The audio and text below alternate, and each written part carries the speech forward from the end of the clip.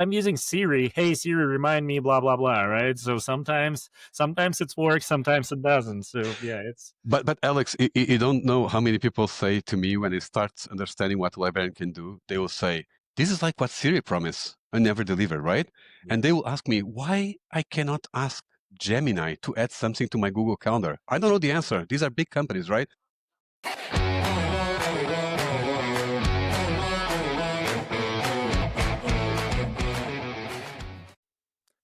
hello everyone and welcome. My name is Alex. And my name is Hope. Welcome to AI on Fire, the podcast where ideas spark, code burns, and the future of AI takes shapes through the real stories from the builders behind it. Every fire has three elements: heat, fuel, and oxygen. Control those and you control the flame. That's how we think about AI too. Not something to contain, but something to shape. And today we're turning up the heat with Tiago Alves, founder and CEO of The Librarian, a tool that helps people stay organized and cut through everyday digital chaos. Welcome, Tiago. Thank you guys, Opie and Alex. Happy to be here. Awesome. Tiago, thanks for being here. And let's start with your journey. You've worked in mobile payments, startups, and now a productivity AI. What pulled you into building a product like The Librarian? I think it has to do with a bit of my personality. When I used to work on the corporate side, one of the things that I really hated was when, your boss asks you to do something just to stay busy, right? I hate that. I hate inefficiencies. And the moment I put my hands in ChatGPT, right, more than 2 years ago, and I started exploring it, I was like, oh my God, this is going to be game changing. Previously, you talk about digital chaos, a lot, and inbox overflowing, files everywhere. So that's my desktop. And what was the moment in your own experience where you thought, got to be the smarter ways? So, okay, as I was saying, I put my head in ChatGPT, right? And personally, I also had some experience with blockchain. And although I think blockchain is amazing technology, it's overpromised, under-delivered. The moment I touched ChatGPT, I was like, okay, there's something here, right? There's something special here. I had a gut feeling. And then I started thinking, okay, if this is the future, I want to get involved in the future. What kind of pain points I have on my daily life? And one of the things, like I was telling you guys that I hate inefficiencies, is when, let's say, OP, 1 year from now, Alex says, hey, OP, where's that stuff that we did with Tiago from The Librarian? Can you find it, right? And it's so painful, right? You need to go to your Google Drive, you need to go to a Gmail, Notion, Slack, searching for whatever related to the topic of The Librarian. And you just feel like I'm wasting my time, right? So my idea was, what about if I put a layer of AI, give it access to my things, and instead of me going to each interface and trying to find this information, I just ask this AI, go and find it, and come back to me when you find whatever I ask you to find. That was the inspiration. This is awesome. And I love the blockchain comparison. For me, it's like all the cryptocurrencies are going up. I'm like, yeah, blockchain, I'm number one fan. And then when it's going down, like right now, it's like, no, give me my money back. Right? Yes. It's always fun. The name Librarian is interesting. I think you mentioned that it comes from the character in Snow Crash. Why did it click with you? Yeah, so I didn't know about this book, I have to be honest. But if you're like a computer geek, especially in the US, you'll know about this book. This guy that wrote Snow Crash, he was the first one defining even the concept of a metaverse, right? If you take a look at the book, he's talking about the metaverse even before it was a thing, right? 20 years before. And in this book, there's an entity called the Librarian, where the characters of the book, whenever they need help, in finding some information, whatever, they go to this entity, right, this computer, whatever, and ask it. And this computer always has the answers. So that was the main inspiration. My problem, Alex, was when I would speak about the Snow Crash book, a lot of people would not know what it means. So to be honest, if I'm in events or something, I just use the analogy of the person in the library. So when you get to a library and you're looking for whatever book, you can try to roam around the library and trying to find the book. But what is the easiest thing? You go to the front desk and you ask the person, hey, I'm looking for a book XYZ. Where can I find it? And this person will say, okay, it's in row R, shelf 2. So I thought it was a better analogy to use when I try to introduce why it's called Librarian, right? To answer the name Librarian. So Librarian is like a master node, right? Correct. Like a master node, correct. Yeah. Knows everything. Yeah, makes sense. Given, like your background with the enterprise and a lot of different like rich activities and Yeah, I'm deep in enterprise as well, so that's why interesting. Mm. What was the deciding factor that made you go all in on librarian this time? Okay. So, OP, I always tell this to younger people, whenever in doubt, right, just take the risk because you never know the future, right? And if you don't take the risk, you may spend the rest of our life, what if, right? So I'm very lucky, very fortunate from everything that has happened in my life, but I also chase the risk, right? Because it's so easy, you announce the fundraising. Oh, congrats, Tiago, right? It looks so easy. No, we've been fighting this for the past 2 years, right? But people don't see when we are on the trenches. But Yeah, yeah. luckily, I was the first and so far the only entrepreneur in residence at Golden Gate Ventures. And I can explain what entrepreneur in residence is. But I Mhm. was there with Golden Gate, the ChatGPT thing came, I start brainstorming ideas, I start thinking about this layer, right, where it helps you find things. And Golden Gate that knows me already for 10 years, they told me, hey, Tiago, I think there's something here. If you're willing to do it, we can discuss. Maybe we support you. And I was very honest with Golden Gate. I think I can do the business side, but I cannot do the tech side. Mhm. Luckily enough, there's someone else that they even know for more years than they know me, like 20 years. It's Uh, Neil, my co-founder. He was one of the first engineers at Yelp. He built the entire engineering team at Yelp. And okay. he was looking for a new challenge. So Golden Gate says, hey, we have here our entrepreneur in residence. He has this idea. Would you like to have a chat? So I had a chat with Neil. We thought, okay, this could be super interesting for us to get our feet wet into this new wave of AI. And we pitched to Golden Gate, and Golden Gate said, okay, you only have like an idea, it's a very simple prototype, but we know you, Neil, 20 years, Tiago, 10 years. We know you can pull this off. So let's go start building this, and we're going to back you up with your first pre-seed cash. Not like in Silicon Valley, right? So where you have to walk around and pitch it to And everyone, like every person on every corner. so, Alex, true. So I felt very careful when I told this story to other founders because I know how difficult it is to raise. So I was very careful to explain it's true that investors are investing in your idea, but mainly they're investing in the people behind the idea, right? If you look at all the successful companies, right? They didn't start on the current form, right? They started Yeah. Yelp. It was not Yelp, right? Neil shared with me the first idea of Yelp is you're going to travel to Tokyo and you send in this kind of newsletter. Hey, I'm traveling to Tokyo. Does anybody have suggestions, in terms of nice restaurants in Tokyo? So the Mhm. ideas evolve, right? So I'm very careful when I tell the story. Yeah. Hey, the idea sounds good, but mostly Golden Gate is investing in me and Neil, the people behind the company. Yeah. You need to have a trust, right? 100%, Alex. I mean, if you Google some news, yeah, there's a lot of bad actors out there. All right. So I think an advice to everyone listening, make some more friends. Yes, Build 100%, trust, right?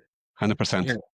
And like That's before that's you that. need money. No, you need to make friends before you need money. 100%. Because again, the idea can be great, everything. But Alex, we were talking about the blockchain, right? It's unfortunate, right? So many bad actors give very bad fame to the crypto environment, right? Because Oh so yeah. many people took the money and did not did not execute on their promises. And I always said, like, when I look at my blockchain pass, okay, our coin was not a success, but we delivered on whatever you promised in the ICO. We deliver. We delivered the coin. You could use the coin inside the app store. So whatever we proposed, we executed it. It was not successful, but we did what we promised. Yeah, that's I think that's how it works overall, right? So with AI, it's the same. There's so many companies that are saying that they're building AI, which like in real world is just some Java microservices running and like pretending to be an AI agent. But 100%. yeah, there is a lot of scams. And speaking about the functionality, right? So let's jump into what librarian does, right? So probably you can describe what a typical user's day look like when they're using it. Yeah. So when I like to describe the librarian, I like to speak about two buckets of features. And I don't speak too much, Alex, because people get very overwhelmed, even though I try to go slow and I do a demo sharing my screen. Many times I have users after the onboarding call and saying, hey, Tiago, do you mind sharing, the document with the queries because I forgot what you showed me? But okay, going straight to the answer. So I like to show one component. I call it peace of mind, right?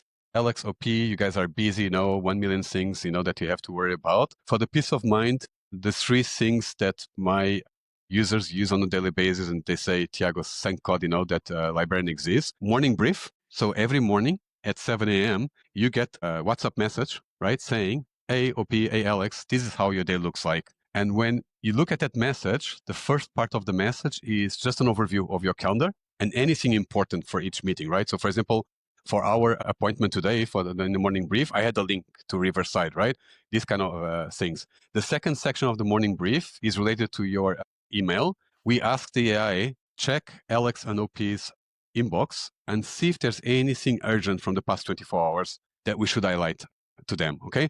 So that's the morning brief. Then another thing that saves the life sometimes, we call it a pre-meeting brief, which is 15 minutes before your next appointment, you get a nudge on WhatsApp and saying, hey, Alex, AOP, you have an interview coming up with the CEO of The Librarian. Do you need to help to prepare this? If you say yes, show me the brief. Again, the first section checks who is invited in the calendar invite and searches for their profile on LinkedIn, on Google, their website. Okay, who are you meeting? The second section, why are you meeting them, right? So we try to scan all the apps, see all the past interactions with OP and Alex, right? And see why you are having this meeting with Tiago, okay? So that's the pre-meeting brief. And the third one, and then I'll stop there for the peace of mind. Believe it or not, guys, reminders. We are in 2025. And so many users early this year said, Tiago, I just need a way when I'm driving, I'm in a subway, biking, whatever, and I have a thought coming to me. I just need a way where I can talk to someone and say, remind me in 1 hour I need to do this, right? So we did that, right? We have reminders. So you can just drop a voice message to Librarian and say, remind me next week I need to fill my taxes. Remind me next week I need to send this proposal for this client. And nothing complex, guys. But when the time comes, you get a WhatsApp message from Librarian and say, hey, it's time to fill your taxes. It's time to submit your proposal. For me, was unbelievable, right? And shows the opportunity because when I ask people, what do you do today? If Librarian doesn't remind you, what's the alternative? And believe it or not, guys, people are emailing themselves so they don't forget about it. They're putting things in the calendar so they don't forget about it. They use the alarm clock of their phones. And if they're more like sophisticated, they have like a to-do, like a list type of app where they put this thing, right? There was no easy way for you to speak with your phone and say, remind me at X time to do this. So that's the peace of mind. That I want to say is just I'm the third person. I'm using like emails, the calendar notifications, phone alerts, to-do lists, but I'm using Siri. Hey Siri, remind me, blah blah blah. Right. So sometimes it works, sometimes it doesn't. So yeah, it's. But Alex, you don't know how many people say to me when they start understanding what Librarian can do. They will say, "This is like what Siri promised and never deliver," right? And they will ask me why I cannot ask Gemini to add something to my Google Calendar. I don't know the answer. These are big companies, right? They should be able to do it. But anyway, so that's the peace of mind. Morning briefs, pre-meeting brief, reminders, and I'll stop there. And then we have the cool productivity hacks. For example, last week I was in the FinTech Festival, right? And I was under this AI pavilion with several AI startups. And the main host of this pavilion, when people were coming to, ask him, what is this pavilion about? He would ask you for your business card. He would take a photo with the librarian right on WhatsApp of your business card, and then just say, hey, can you send an email introducing the generative beings to this person that just stopped by your booth? And librarian would draft the email and send the PDF with the presentation to these people.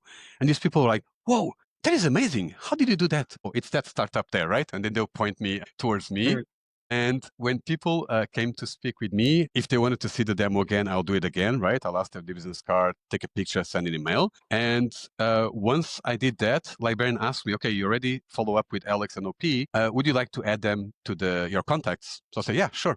Add the card information to the contacts and put a note saying, oh, these guys have AI directories, they do a podcast, and I met them at the FinTech Festival. You add these notes. So just like that, Alex, I just met you. Within 1 minute, I sent an email introducing Librarian, and I've added to my contacts, right? So that's one of the productivity hacks that is game-changing. Don't forget to send an email anymore. If it's something quick, right? Like, let's just say you guys will finish this and say, hey, Tiago, can you send us an email just so I can talk about these features? The moment I finish the podcast, I just say, hey, send an email to Oliver and Alex introducing Librarian. Boom, done. The email is sent, right? So it's just like a bit of like a get work done. Then another one that I was doing at the booth, whoever, was engaging with me and start getting excited, I'll say, hey, do you want to take a selfie and do a LinkedIn post right now? People say, yeah, why not? So I'll just point the phone, right, to take a selfie and say, hey, librarian, post on LinkedIn saying I'm having a blast at the FinTech Festival with OP and Alex. Librarian will draft a LinkedIn post and post. And then the third one that I do is the origin of the name, right? I say, because people ask, why is it called Librarian? I'll say, well, find me the slides comparing Librarian with ChatGPT and Gemini. And Librarian goes and gets the link for my slides in Google Drive. And then I stop there, right? I just showed 3 mini productivity hacks and I stop. But again, I'm just trying to give food for thought. As long as we've done an integration, the way I describe Librarian is GPT, amazing brain. We gave it arms to control all your apps. This is awesome. Thank you. Yes, that's amazing. That's amazing. Deep dive, and yeah, we don't have visual, but yeah, you describe it in a way that like I can imagine it, like how it looks like, and yeah, but Of so time like I would trying like to. yeah, so I would like to double check on pain points, like you describe those features,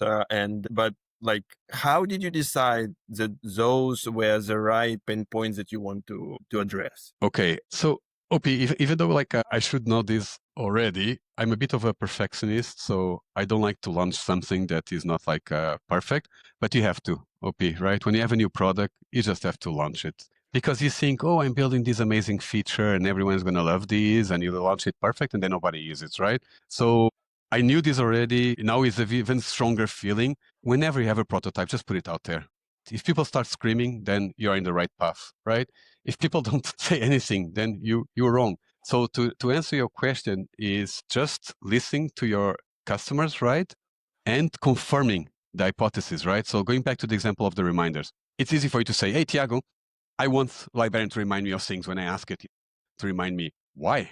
And then when people explain me how they're doing today, I was like, there's something here. The Google Contacts integration used to be only read mode, but I started to get some feedback, Tiago, but if I'm taking a picture of a business card and just asking my parents, send an email right now, why can't the next natural step be add this to my Google Contacts? Okay, you're right. We need to complete that cycle. So we added the editing. Then I started to get more feedback. Hey, Tiago, I'm an agent. I'm a real estate agent. I'm an insurance agent. I deal with hundreds of clients. I cannot remember, OP's partner's wife, Alex partner's wife, or whatever kids' names and what the preferences they have in terms of insurance or housing or something. Yeah. Why can't I add some thoughts to the notes field of Google Contacts? So once I start getting these signs, right, then I tell my team, hey, guys, good job on the Google Contacts integration, but guess what? People really want to add stuff to the notes.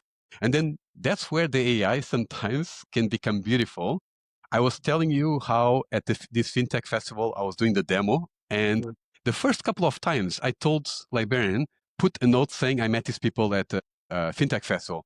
But guess what? The rest of the 3 days, whenever I have to add someone to my contacts, Librarian will just put the notes automatic, met at FinTech festival. So you got like the context. Okay, I can see the calendar from Tiago. He's at the FinTech festival. He asked a few times to add the note, I've met this person at FinTech festival. Let me be proactive, and from now on, just add this note without him asking for it. Yeah, it's cool. So just listen to your customers. That's actually interesting, right? And you have so many integrations, so probably we can get a little bit more technical, right? So how do you handle those integrations? Obviously, inbox, calendars, drive, like apps and all this stuff. Sure. So just a disclaimer, I'm not the tech person. Neil is a tech person, but I'll try to explain the best I can. Hearing the engineering team talk about it. When we started this, agentic was not even a word, okay? We had this idea, of giving you a product that will help you search for stuff. It was super interesting when my tech team start integrating, let's say, Gmail. They tell me, hey, Tiago, I know Librarian is about search, but you know that the API from Gmail allows you to also send emails? Like, interesting. Why not? Right? Let's be more than just like finding something. Let's also act on whatever the librarian finds.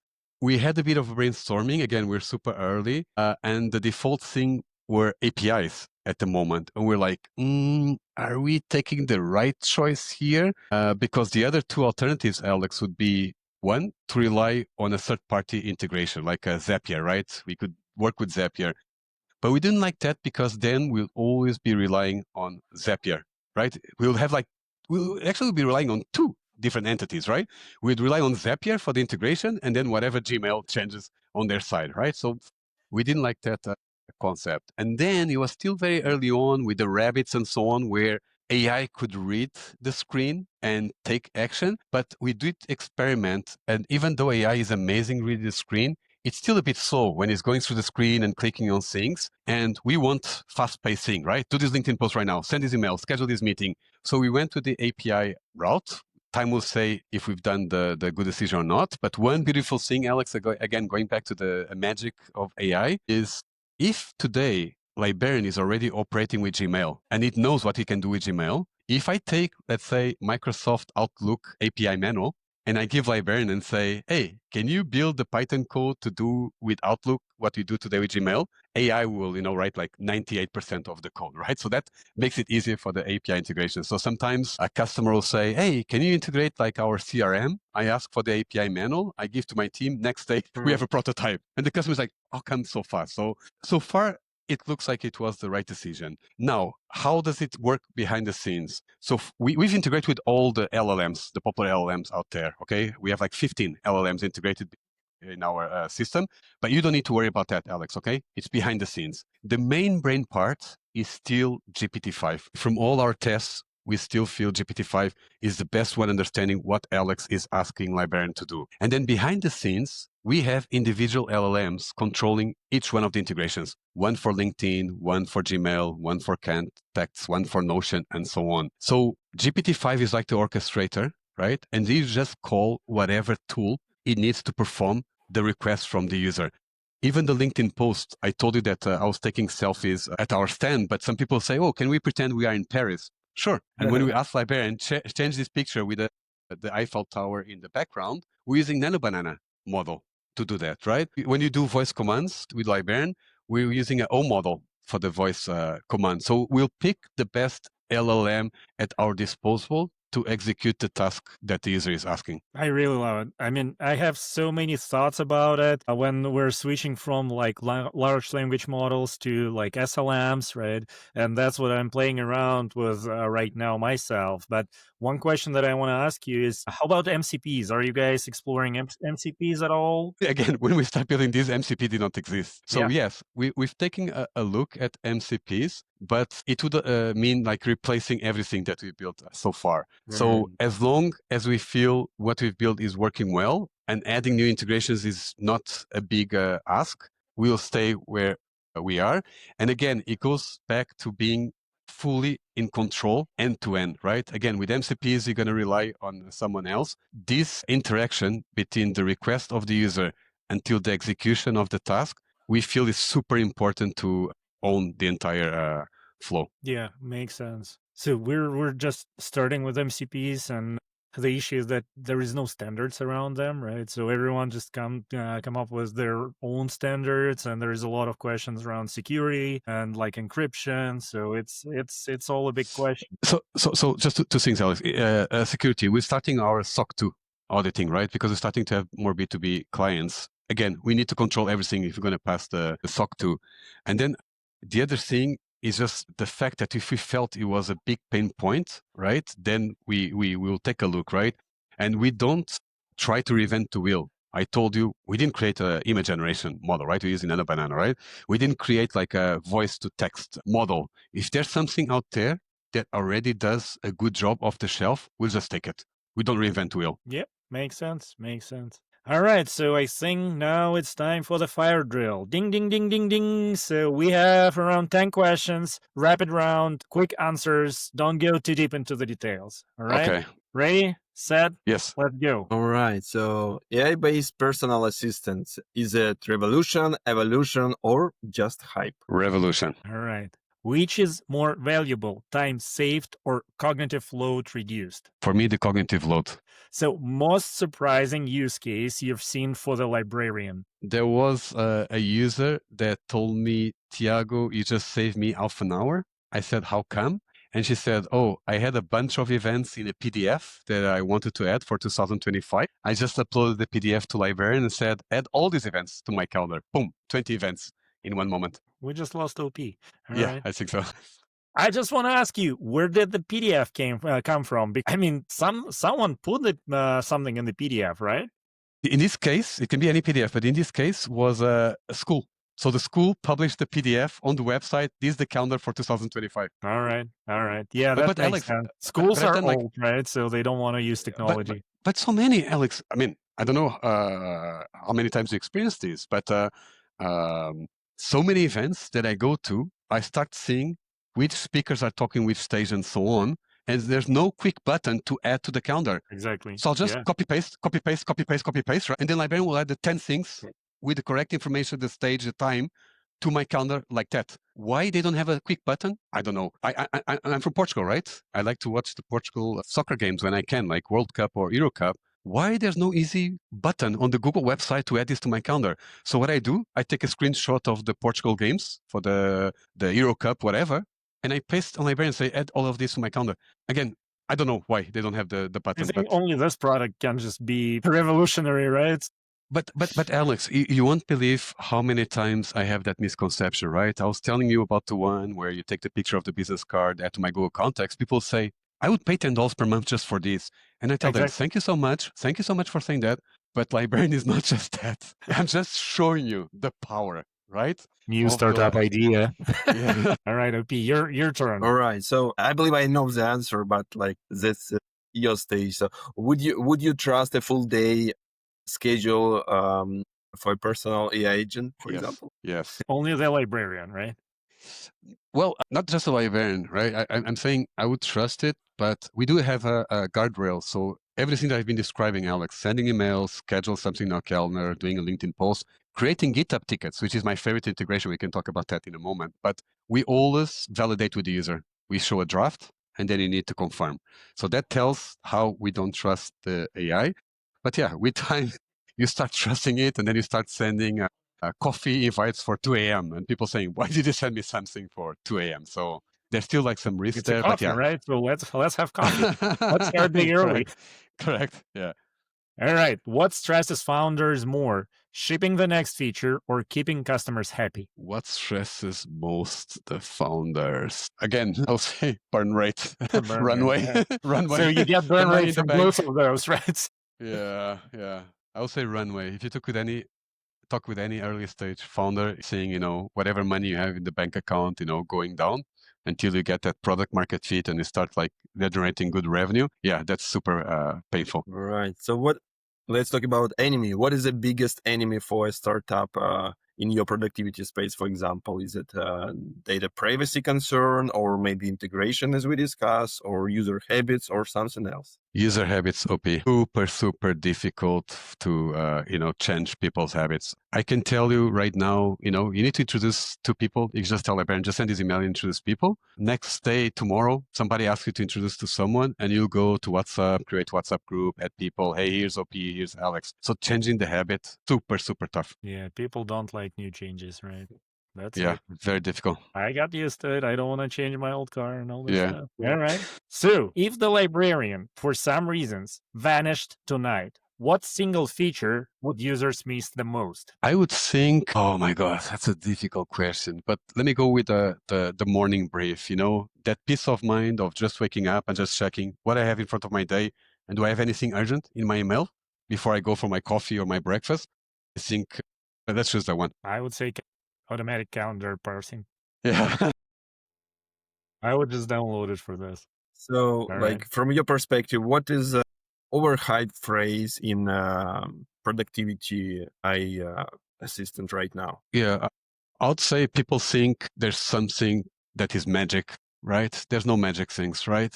You need to guide the AI, right, to help you, but don't think you just snap your fingers and magic happens. I think a lot of people think that's the AI, but I don't agree. Yeah, I think it's changing a little bit. Yeah. All right, but fire drill is over. So we're getting to the final section of our podcast, the forecast. Yeah, 1 year from now, what's one thing about AI that most people will be totally wrong about? I think will be those disbelievers, the people that think that AI is not going to be a big thing.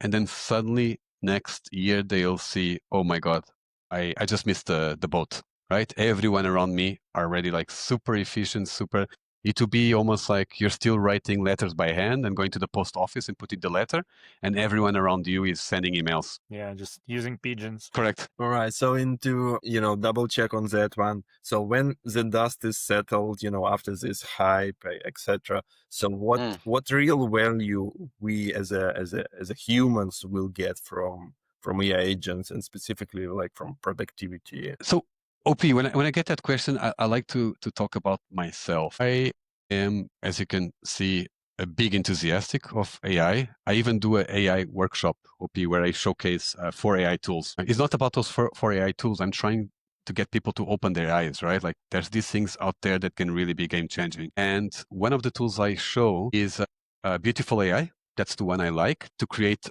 presentations. And the game changing for me is it's not that I'm not using my brain, OP. I'm still using my brain, right? If you ask me, do a presentations, about like promoting our podcast, to potential sponsors, I will still go to a LLM, right?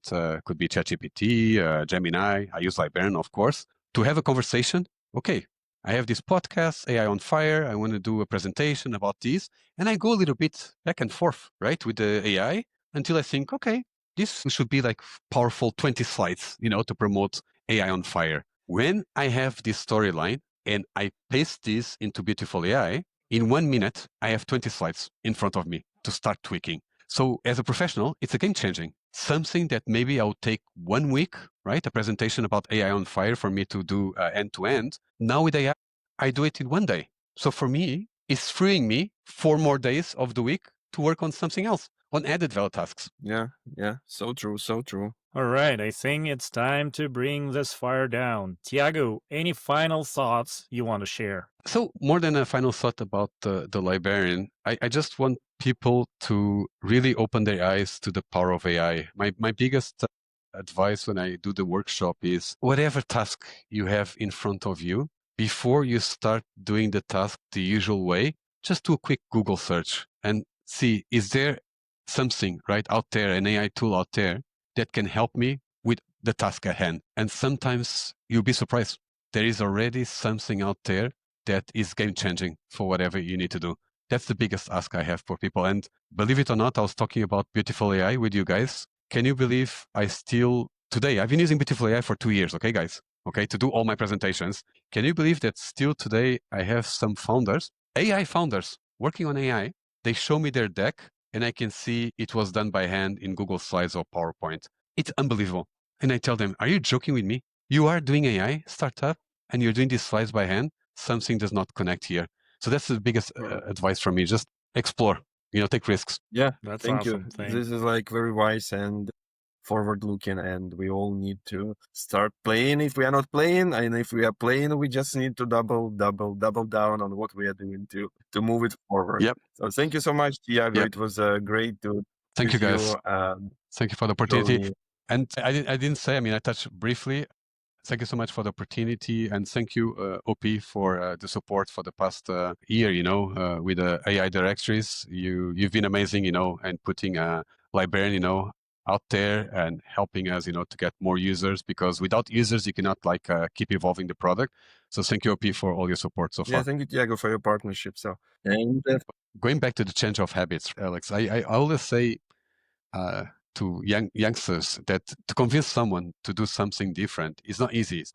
If I'm sitting right now in this corner of this co-working space and you come to me, Alex, and say, hey, Tiago, sit on the other corner. Why? And you can say, oh, the AC is better there. Okay, I may move, right?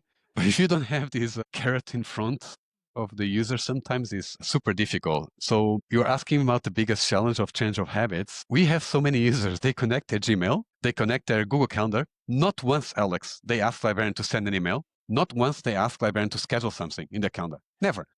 So we have a campaign that says, hey, Alex, I've noticed you've connected your Gmail already for 2 weeks, but you never asked librarian to send email. Would you like to send an email to the CEO of the librarian? And then I do have a dedicated email address, is tiago@thelibrarian.tech. And any email sent to that email address gets an automatic response from me saying, hey, thank you for trying the email feature for the first time. But this is just to tell you how difficult it is to educate people that you can actually send email from the WhatsApp. My first users, they would draft email on WhatsApp and then copy paste to Gmail the text. But in their heads, how is it possible, Yeah, Alex? yeah. How can I have this email drafted in WhatsApp and then goes out from my Gmail to the sent folder? They cannot make this connection. So educating people, changing the habits, super, super difficult. Takes time. Yeah. It takes time for any change. I mean, it will not happen overnight. We announced our funding last week, and we've been a team of super small, right? Just 3 people building this. And we feel, okay, we are a bit overwhelmed, a bit tired, right? I spent all day. I was here at the office yesterday working on stuff. So at one point you feel it's a marathon. And if you push yourself too much, the horse may have problems. So yeah, we're looking into like maybe a couple more like AI engineers to help my co-founder and the team. I'm looking for a couple of people to help me with everything I've been doing, Oliver, from dealing with you in AI directories to, do the videos promoting, social media postings, investor relations, so on. So yeah, looking for a couple of operators to help us with some of the B2C stuff I've been doing. I'm now focusing quite a bit in B2B. So I'm starting to have interesting traction on the real estate and insurance verticals. So I'm looking for someone that has experience on those verticals to come and help me. But nothing big, Alex, because that's the beauty of AI. With just a handful of people, it's possible to build a multi-million company if you leverage AI correctly. Yeah. That's awesome. All right, let's bring this fire down. Thanks, Tiago. Thank Thanks you. to our listeners. And remember, the hype spreads fast, but only the real fire keeps burning. Until the next time, curious, stay aligned, and keep stoking the fire of innovation. All right? Bye.